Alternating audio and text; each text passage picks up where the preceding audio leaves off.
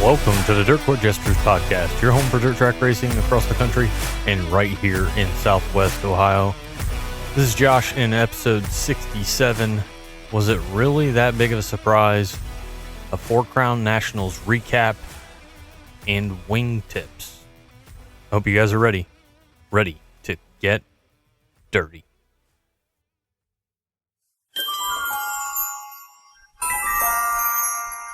This week in dirt racing history, we're going back to October 5th of 2019 in Williams Grove Speedway for the National Open with the World of Outlaw sprint cars.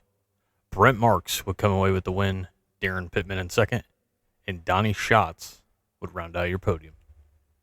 Let me talk to you! This week's talking points want to start out by talking about Tony Stewart and Rico Abreu joining together on Wednesday, September 17th. It was announced that Tony Stewart and Rico would be joining forces in 2026. Rico is going to drive for Tony Stewart beginning in 2026. To me, this was not earth-shattering. We know Tony and Rico have been close. Tony's not closing up shop with the sprint car per se, but he's reeling back. He went from two teams to one team, and now he's still going to kind of have a team, but it's going to be Rico's stuff. Rico brings his ability along with his team and crew chief, which both he and Tony are very familiar with. Tony basically is giving him his name sponsors and a shop to work out of. I wasn't shocked by this. I know some people were. To me, really a no-brainer. Hopefully we get some more cars added to the national tours coming in 2026. It seems to me like every year we go through this. We lose a couple cars, we gain a couple cars. I don't think this coming up year is going to be any different. Be curious to see who moves from one series to the other and who decides to take that jump into national competition. Mansfield Speedway is roaring back to life next year, and it's going to start out in a big way. They just recently announced the World of Outlaw Real American Beer Late Model Series is going to be on hand for the 57 Special, May 29th and 30th in 2026. Going to bring the World of Outlaw Late Models to Central Ohio for two huge nights.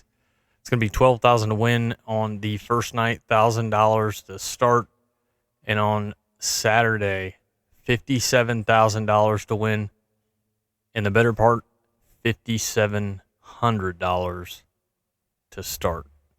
In total, more than $293,000 are going to be on the line at Mansfield Speedway. Marlar Raceway Park announces track champions. Bill Sheets is your late model champion. Matt Hamilton in modifieds. Gary Griffin in the sport mods. Christopher Meyer in the compact. Quade Schoonover in the legends. And Andrew Savely in the Crown Vics. Fremont track champions. Cap Henry in the 410. Jamie Miller in 305. And Sean Valeni in the dirt trucks. Anthony Macari is expected to be sidelined for a while following the crash at Eldora during the Four Crown Nationals, where he got up over the cushion running second and got up into the wall. Rough wrecks there that weekend. We'll talk a little bit about that more. 26-year-old Kings Royal Champion was evaluated and had some issues with his back, a fracture in the T4 vertebrae, which is going to keep him out of the 39M. Record-setting pace in over 12 hours. The entry count for the Tulsa Shootout surpassed 500. Man, the Tulsa Shootout and the Chili Bowl is going to be big. And if this is anything to speak about what we can expect in 2026, I don't think it's going to be out of the realm to see huge crowds everywhere. We know the World 100 sold out at Eldora, which I didn't think would ever happen. I think that's going to be a pretty big theme going into next year. As we always say, hopefully those crowds also show up for the local shows. Dirt late model driver Mike Marlar was set to make his wing sprint car debut with a USCS at I-75, but rain prevented that from happening. If you want to try it once, I'm sure you'll try it again. Be cool to see Mike Marlar ripping in a wing sprint car. And your 2025 IRA champion is going to be Blake Nemi. Consistency definitely paid off for that team. Wrapping up this week's Talking Points, just want to talk real quick about it before I talk about it again in the recap portion. The wing on top of that red number 10 that the lowrider ripped around Sharon and became the oldest World of Outlaws sprint car winner at the age of 61. If you haven't seen it yet, check it out. Obviously, go see the replay first and foremost, but track down a picture of that car. I know I've seen this before, so I don't know it's necessarily a shock, but the wing is not centered on top of that car, and it's more pushed off to the passenger side of the vehicle. And watching Blaney enter the turns and the way he drove through those turns almost made me think that having that wing offset like that helped from the car pushing up the track. I don't know if that's the case or not. Again, I've told you guys this 100 times. I'm a fan. I'm not an engineer. I'm not a driver. I'm not a mechanic. Just my observation. He drove it in hard and low in the turns, and the car stuck pretty well. Congratulations to the lowrider on his win this week with the Outlaws. As always, want to give a shout out to a Victory Fuel. From Purple Potion to Throttle Punch to Lucky Lemon, fueled by electrolytes, charged with vitamins, and kid-friendly. Fuel your victory at drinkvictory.com and use the code Jesters10 at checkout to save. Drinkvictory.com and use the code Jesters10 at checkout to save.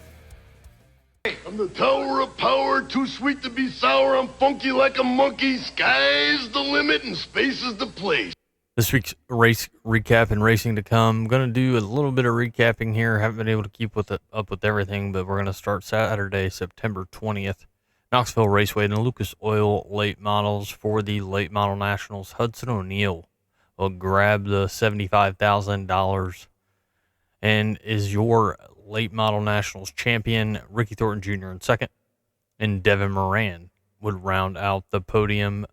Four Crown Nationals recap at Eldora. I've said it before, I'll say it again, and I'll keep saying it until something changes. If you haven't made the Four Crown Nationals, if you're a sprint car person, you've got to make it. Very underrated event. Attendance has continued to increase over the years. This year, it's 3 nights, and Big Rex and Dason Pursley dominating. That is your recap for the Four Crown on Thursday night in USAC Sprints. Briggs Danner will get the win, Kyle Cummins in second, and Kevin Thomas Jr. in third. USAC Midgets, Hayden Reinbold gets the win, Kevin Thomas Jr. in second, and Jacob Boxell with the nice podium. First podium for Jacob with the National Series. Won't be the last, I guarantee it. Moving to Friday night, high limit. Aaron Wrights will grab the win, Rico Abreu in second, and Chase Randall in third. GLSS also there. Dason Pursley would get up on the wall late. He was gone. Dason Pursley from 11th to the win. JJ Hickle with a hell of a drive from 17th to 2nd. And DJ Christie comes from Canada to land on the podium at Eldora. Saturday, USAC Midgets. Dason Pursley with the win. Kevin Thomas Jr. in second. And Logan Seavey in third. USAC Sprints. Dason Pursley again with the win. Kyle Cummins in second. Kevin Thomas Jr. in third. USAC Silver Crown. Dason Pursley with the win. CJ Leary in second.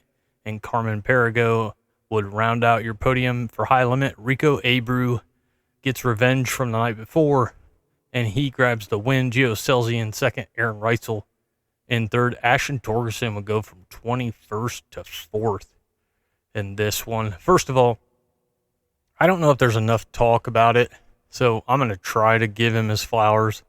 I don't know if I'm that good at this or not, but Dason Pursley wins the GLSS portion, the midget, sprint, and Silver Crown. He wins 4 out of 5 crowns at Eldora in 3 nights.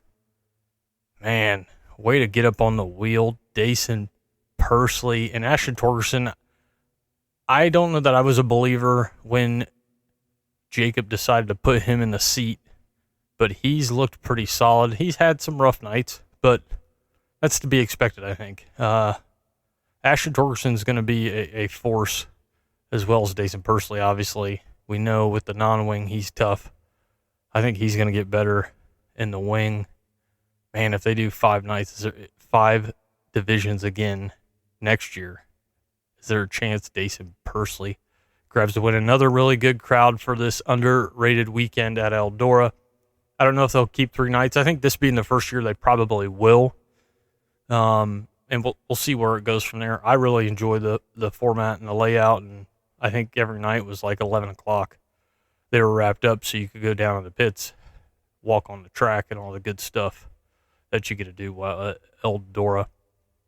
Friday, September 26th, Millstream had the World of Outlaws sprint cars, and David Gravel would get the win. Buddy Kofoid in second, Logan Schuhart in third. Good to see Millstream getting a nice crowd there for the World of Outlaws sprint cars. I'm sure they were thrilled about that. Moving to Paragon and USAC sprints, Mitchell Moles and Kyle Cummins run to the line side by side. Mitchell Moles with the win by 0.021 seconds over Kyle Cummins. Man, Kyle Cummins was on fire at the beginning of the season, just struggling to get the win. He's been good, just struggling to get a win. That might change before the weekend's over. Mitchell Moles would get the win. Kyle Cummins in second and Logan Seavey in third. Saturday, September 27th, Butler had the USAC sprint cars. And as I said, for as dominant as he was at the start of the season, not that he's been bad lately, just hasn't been able to get a win. That changed. Kyle Cummins gets the win at Butler. Justin Grant in second, and Hayden Reinbold in third. Brownstown and Jackson 100 of Luke Soil late models. Devin Moran gets into Jonathan Davenport, but the two were battling for second and spins out JD. JD wasn't happy, obviously.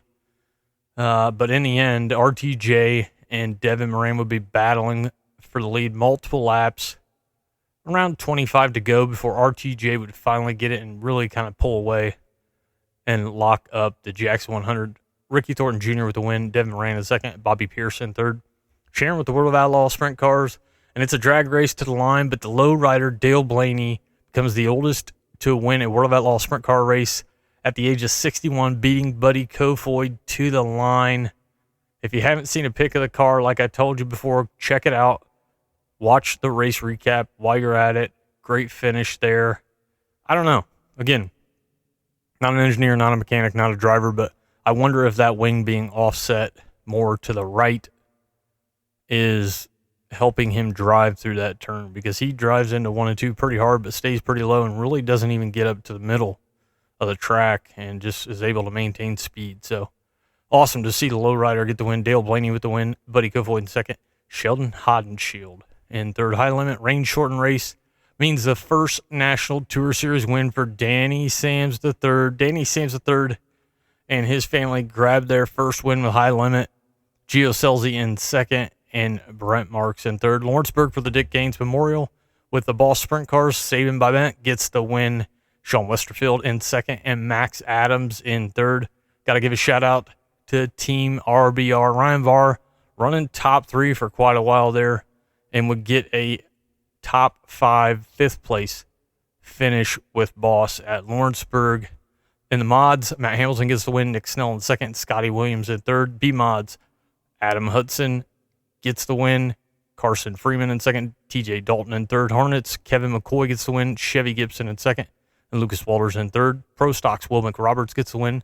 Skylar Cohey in second. And Ashton Cohey in third. Michael Kramer gets the win with the Crown Vics. Ed Johnson's in second. And Jason Basham would round out the podium. Paragon and Midwest Thunder 410s. Todd Hobson with the win. Jordan Kinzer in second. Matt Westfall in third. Plymouth Dirt Track with IRA. Logan Julian gets the win. Joel Myers Jr. in second. And Jordan Goldsberry would round out the podium. Skyline and the Gladiator Sprint Tour. They had 19 cars checked in there. Mike Keegan would get the win. Wayne McPeak in second. And Carmen Perigo in third. Harvest 50 American Late Model Ironman Series. Colton Burdett with the win. Michael Lake in second. And Caden Black in third. Southern Raceway with the Hunt the Front. Zach Mitchell gets the win. Dalton Cook in second. And Joseph Joyner would round out the podium. Friday, October 3rd, Moeller is going to have their season closer. Late models, mods, sport mods, compacts, all-stars, and Crown Vics. Humboldt with the World of Outlaw late models. Terre Haute in the Tony Holman Classic with USAC Sprints. Saturday, October 4th, Atomic's going to have Fast and Boss, and they're going to crown their 2025 champions that night. Also on hand, sport mods and late models. October 4th, 81 Speedway, World of Outlaw late models. Brownstown Speedway is going to have their championship night with late models, pro late models, Super Stocks, Pro Stocks, Hornets, and Crown Vics. Circle City, the Kenny King Tribute, Outlaw Figure 8 Racing, Crown Vics, Hornets, and many late models. Goods Raceway is going to have their season championship. Mount Peter with the USAC Midwest Thunder Midget Season Championship. Also, non-wing 410s, mods, and stocks. Mudlick Valley is going to have the annual Fall 40, $10,000 to win with the Valley American Late Model Ironman Series. Rusty Schlink is ahead of Colton Burdett by just 41 points with 3 races left. Going to be a good finish there for the Valvoline American Late Model Ironman Series. Moving to October 5th, Goods Raceway is going to have 200-lap Enduro. Now moving to 2-night affairs, October 3rd and 4th, Fairbury and the Falls Frenzy with Mars in their championship weekend. October 3rd and 4th, Jacksonville Speedway with Extreme Midgets. Lee County is going to have Power I 410. And the last weekend before they wrap up their 2025 season in Texas. Moving again, October 3rd and 4th, Muller Raceway is going to have their Trick or Trailer Night and Kids Night at the races. They're going to have late models, mods, sport mods, compacts, legends, and Crown Vics on the 3rd. And on the 4th, it's going to be a Powder Puff Enduro. October 3rd and 4th, Ohio Valley Speedway wraps up their season on Friday the 3rd. Mods, sport mods, 4 cylinders, mini wedges, 410 sprints, and street stocks. On Saturday, sport mods, 4 cylinders, mini wedges, street stocks, and super late models. October 3rd and 4th, Pine Ridge Speedway and USCS, and they wrap up their season at Pine Ridge. October 3rd and 4th, Pittsburgh PA Speedway, and the 37th Pittsburgh Lucas Oil late models. Can Jonathan Davenport repeat once again? And finally, Williams Grove in the National Open with the World of Outlaw Sprint Cars. Carson Macedo beats Sheldon Hodgshield to the line in 2024. Does Carson repeat, or can Sheldon grab a crown jewel? I drank a beer. I drank another beer. 3 beers. 4 beers. Oh, no. Race plans this week. None on tap for me. We're going to be at the rink Friday, Saturday, and Sunday.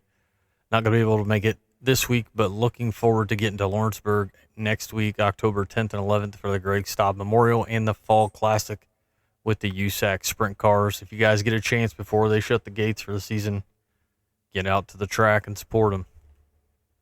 Goodbye. Mwah. And good night, bad.